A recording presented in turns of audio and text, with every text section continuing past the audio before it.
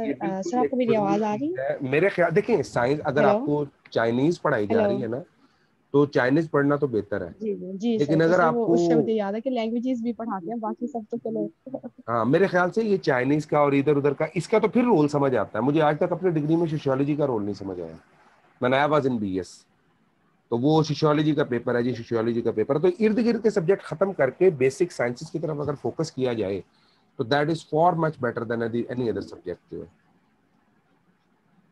बाकी वो इंटरेस्ट की बात है, जो जिसको पढ़ ले वो पढ़ ले। अब बिल्कुल पता है एलसी के अंदर जो लोग पढ़े हैं, अब एलसी के अंदर स्टैट बिल्कुल सर, ऐसे ही। कंपलसरी है। और आपको पता है कि स्टैट्स का कितना बड़ा रोल है। और पंजाब यूनिवर्सिटी वाले जितने बच्चे हैं इनको एसपीएसएस का, केमिस्ट्री वालों को आइडिया तक नहीं होता कि एसपीएसएस चीज क्या है, स्टैट्स क्या चीज है, किस तरह से अप्लाई होती है केमिकल रिसर्च में। तो खैर मैं अब उस तनकीद की तरफ जाएंगे तो फिर बात निकलेगी तो दूर तलक जाएगी। जी सर, सॉरी। एम फिल में जाके स्टैट्स पढ़ाई जी जाती है, उससे एमफिल के पहले अंदर, भी बिल्कुल भी एमफिल स्टैट्स के अंदर पढ़ाई वो जाती है। स्टैट्स पढ़ाते हैं, वो भी थोड़ी सी, ये मास्टर्स लेवल पे करने वाला काम। मैंने कहा एम फिल में जाके ना स्टैट्स पढ़ाई जाती है, उससे पहले नहीं पढ़ाते पंजाब बिल्कुल यूनिवर्सिटी में ना, ऐसे ही है, उससे। बिल्कुल ऐसे ही है। और ये स्टैट्स जो है ये इतना बेसिक सब्जेक्ट है ना थोड़ी सी। किसी भी नेचुरल साइंस के लिए। तो ये बाकी चल रहा है जी। ओके जी, एन प्लस एल रूल की बात करते हैं। आप एन प्लस एल रूल क्या चीज है? ये N plus L rule use होता है स्पेसिफिकली ये चीज देखने के लिए कि इलेक्ट्रॉन एनर्जी के एतबार से फिल किस तरह से होंगे। अब देखते हैं जी 1s। 1s में n की वैल्यू 1 है और s की वैल्यू 0 है। इसी तरह 2s 2p 3s 3p। अब आपने जब ये इलेक्ट्रॉनिक कॉन्फ़िगरेशन बचपन में स्कूल में भी पढ़ी थी तो हमने पढ़ा था school school public school public school, फिर डिविजनल पब्लिक स्कूल। तो ये देखें 1s 2s और 2p, 3s 3p 3d, 4s 4p 4d and 4f। अब इलेक्ट्रॉन फिल होने चाहिए थे 3s 3p और 3p के बाद तीसरे ऑर्बिट में आता है d। हम हमेशा ये पढ़ते हैं कि एक नीचे वाला ऑर्बिट फिल होता है और इलेक्ट्रॉन फिर ऊपर वाले ऑर्बिट में जाता है। लेकिन यहां पर एक एनोमलस बिहेवियर है, और वो किस वजह से है ये देखें। 3d की जो फिलिंग है वो पहले हो रही है, बाद में हो रही है, और 4s की फिलिंग पहले हो रही है। तो एक्चुअली ये हमें n प्लस एल रूल बताता है। n की वैल्यू 3 और d की रियल की वैल्यू 2, 3 + 2 5। जबकि 4d में 4 और s की वैल्यू जो है 4s, इसकी वैल्यू 0।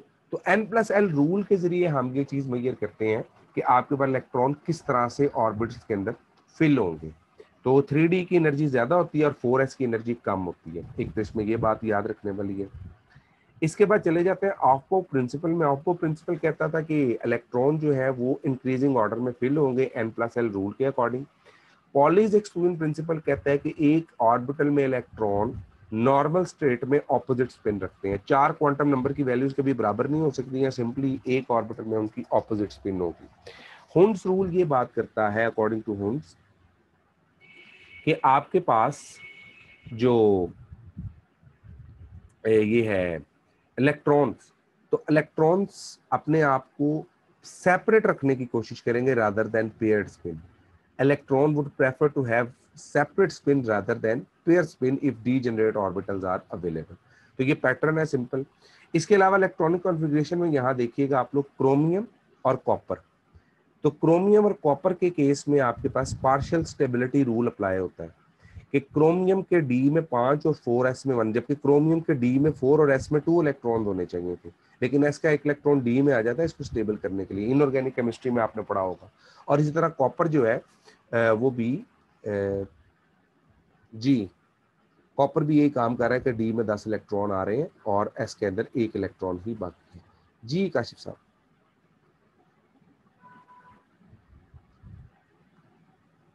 आप अनम्यूट कर सकते हैं अपने आप को।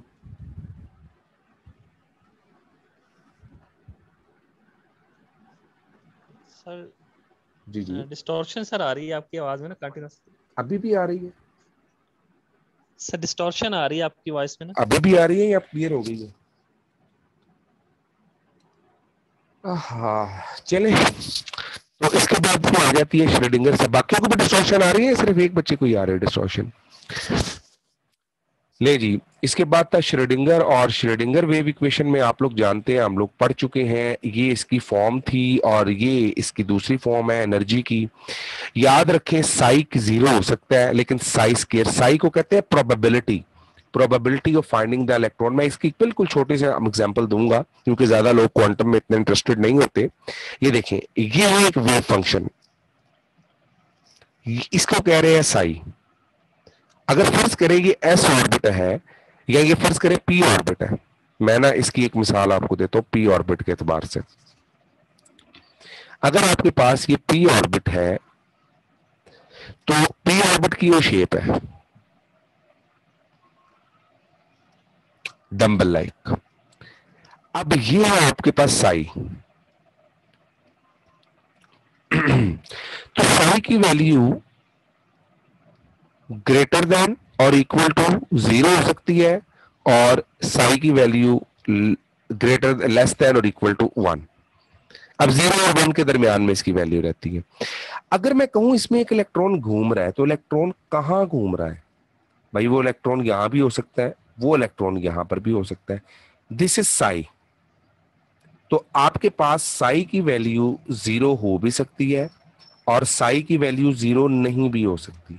लेकिन जब हम बात करेंगे ना साई स्क्वायर की, तो हम इसको भी बीच में इंक्लूड कर रहे हैं, इस साइड को भी। साई स्क्वायर हमेशा 1 होता है, ये बड़ा इंपॉर्टेंट ऑब्जेक्टिव है। और जब हम इंफिनिटी पे चले जाते हैं, फर्ज करें ये इसकी बाउंड्री है और ये इंफिनिटी है, इलेक्ट्रॉन जब इस इंफिनिटी से पहुंच जाएगा तो साई की वैल्यू 0 हो जाएगी उस इंफिनिटी पॉइंट के ऊपर।